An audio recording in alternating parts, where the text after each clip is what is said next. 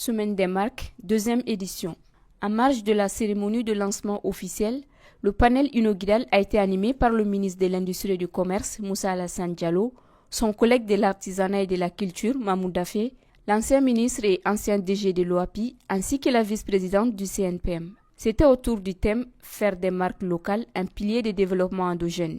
Inscrit dans le plan d'action de son département, le ministre de l'Industrie et du Commerce a développé le concept de développement endogène. Dès ma prise de fonction au ministère de l'Industrie et du Commerce en juillet 2023, la première réunion avec les cadres du ministère, j'ai employé ce mot développement endogène. Le développement endogène, c'est un concept qui s'inscrit dans le cadre de toutes les évolutions aujourd'hui et de la refondation qui existe dans notre pays. Aujourd'hui, dans notre pays, il faut une forte conviction. Il faut que l'ensemble des Maliennes et des Maliens se rendent compte aujourd'hui, en 2025, qu'aucun pays ne peut venir en aide à un autre pays.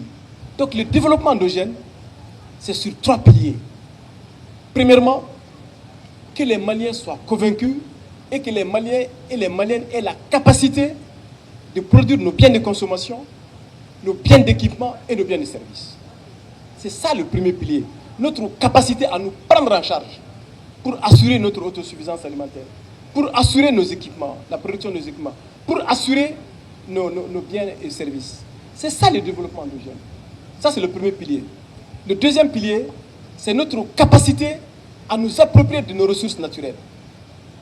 Donc, la maîtrise de nos ressources naturelles, ça, c'est le deuxième pilier du développement endogène. Et le troisième pilier, c'est notre capacité à réaliser les infrastructures de base pour assurer et renforcer la base productive de notre économie. Il ne peut pas y avoir de développement durable sans investissement. Il faut investir dans les infrastructures, dans l'agriculture, dans l'énergie, les aéroports, les routes, dans l'immobilier. Il faut des projets structurants qui vont de nature à assurer la consolidation de la base productive de notre économie. Donc c'est ces 3 piliers-là sur lesquels repose le développement endogène. Aujourd'hui, pour échanger, il faut produire.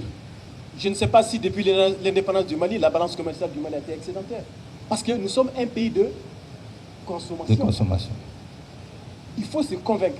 Aucun pays au monde ne peut se développer sur la base du commerce. Il n'y a pas de théorie économique au monde où un pays s'est développé sur la base du commerce. Ça n'existe pas. Importation, exonération, ça ne fera jamais développer un pays. Jamais. Il faut que nous puissions être un pays de production. Et produire dans l'agriculture, dans l'artisanat, dans l'hôtellerie, dans tous les secteurs, il faut qu'on produise. Tout à fait. Donc il faut faire le pont entre la production et la commercialisation. Mais notre problème aujourd'hui, c'est qu'il faut que nous ayons une capacité de production pour assurer d'abord la consommation nationale. C'est ce qui n'est pas garanti. Tout à fait. Et lorsqu'on aura assuré la production nationale, couvrir nos besoins, la deuxième étape, ça va être vers l'exportation. La culture étant un instrument de développement de business à travers des marques, le ministre Mahmoud Dafé a captivé l'attention du public sur le lien qui rattache la culture à la marque. Les détenteurs des marques sont nos héros. Je pense que c'est la voie de notre émancipation aujourd'hui, parce que nous sommes dans un contexte de souveraineté retrouvée. Donc aujourd'hui, quand on parle de souveraineté culturelle, on fait le lien avec la souveraineté économique. Et pour cette souveraineté économique, bien sûr, c'est les marques qui peuvent nous aider à le faire. Les marques nationales, à l'instar de la culture, des identités culturelles, à l'instar du patrimoine, sont des éléments qui permettent de renforcer le positionnement d'un pays. Ça, c'est très important, l'image de marque d'un pays déjà. Donc, c'est des questions identitaires, mais surtout, et ça permet de renforcer les sentiments d'appartenance et les sentiments patriotiques. D'abord, c'est là la marque. Quand on parle de la marque, on parle de nous-mêmes. Vous savez, c'est la mondialisation qui a développé le commerce exogène, qui a fait les marques nous viennent d'ailleurs. En contre-courant de cela, nos créateurs et nos acteurs économiques locaux ont, en contrepartie, créé une défensive qu'on a appelée, c'est-à-dire que c'est les institutions et les acteurs économiques locaux.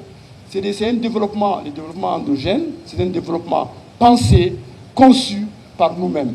Moi, je l'appelais en son temps le développement par nous-mêmes. Donc, en fait, c'est un parcours de combattants Quand on parle de marque, on parle de culture d'abord.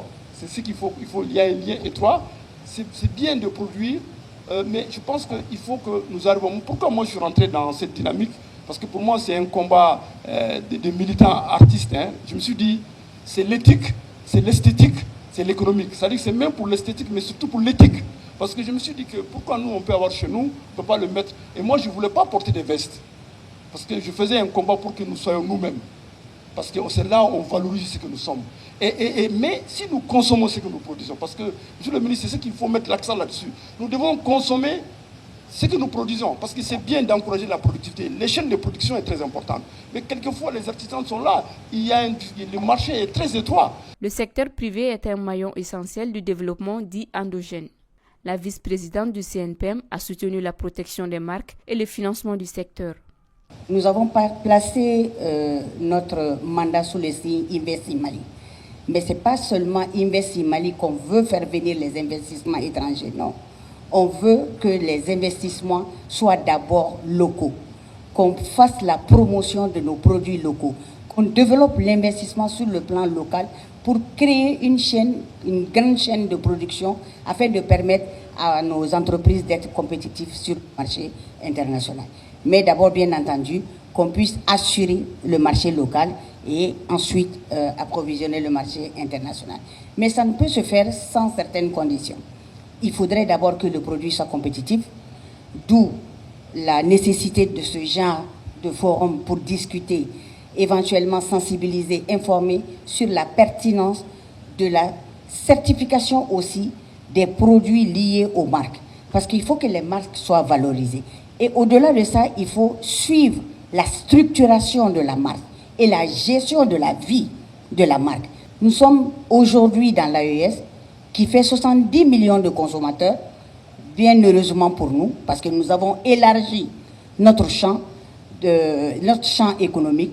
Mais comment faire en sorte que les Maliens, les entreprises maliennes soient compétitives parmi les entreprises nigériennes et les entreprises burkinabées? Moi, depuis le premier jour où j'ai appris la création de l'AIS, j'ai dit que c'est une aubaine, mais il faudrait qu'on puisse valoriser cela pour le secteur privé malien. Et on ne peut le faire qu'avec la formation, la sensibilisation, faire en sorte que ce soit des produits, qu'on ait un label Made in Mali digne de ce nom. On a besoin de financement, Sidi. Le premier défi, je dirais, c'est le financement. On doit avoir une chaîne de production qui arrive à assurer le marché. Et cela ne peut se faire que si je me tourne vers Monsieur le ministre pour nous accompagner à bien industrialiser ces chaînes de production. Quant à l'ancien DG de l'Organisation africaine de la propriété intellectuelle, il est revenu sur le développement de la production locale, mais aussi et surtout sa transformation en croissance économique. La marque est adossée à un produit.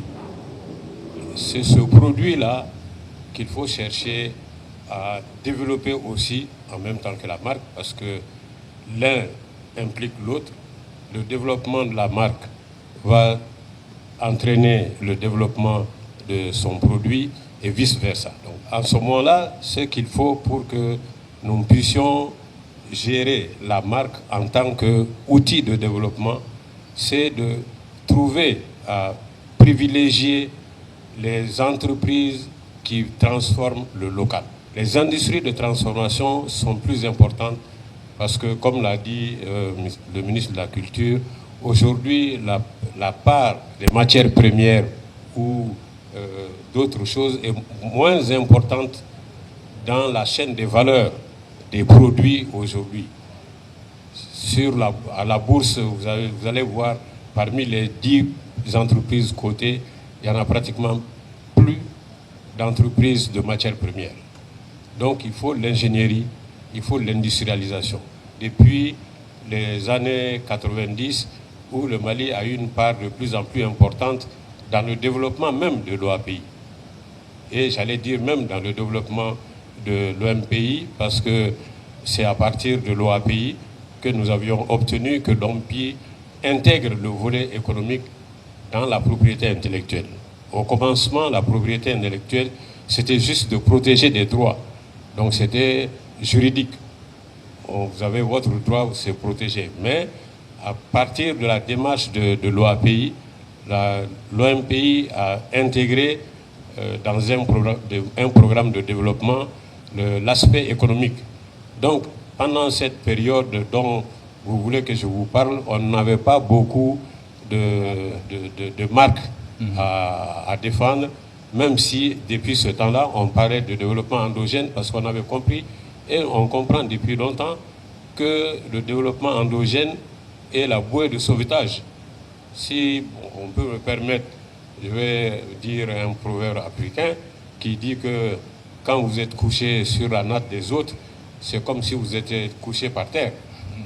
Donc cette évidence est revenue après, je pense, les programmes d'ajustement dont a parlé le ministre, parce que la libéralisation a eu heureusement comme conséquence de ramener chacun à son propre territoire et à sa propre réalité. Il faut rappeler que la Semaine des marques est un événement organisé par les CEMAPI avec pour objectif de protéger et valoriser les marques maliennes pour un développement endogène. Elle se tiendra du 18 au 22 février avec un programme bien garni.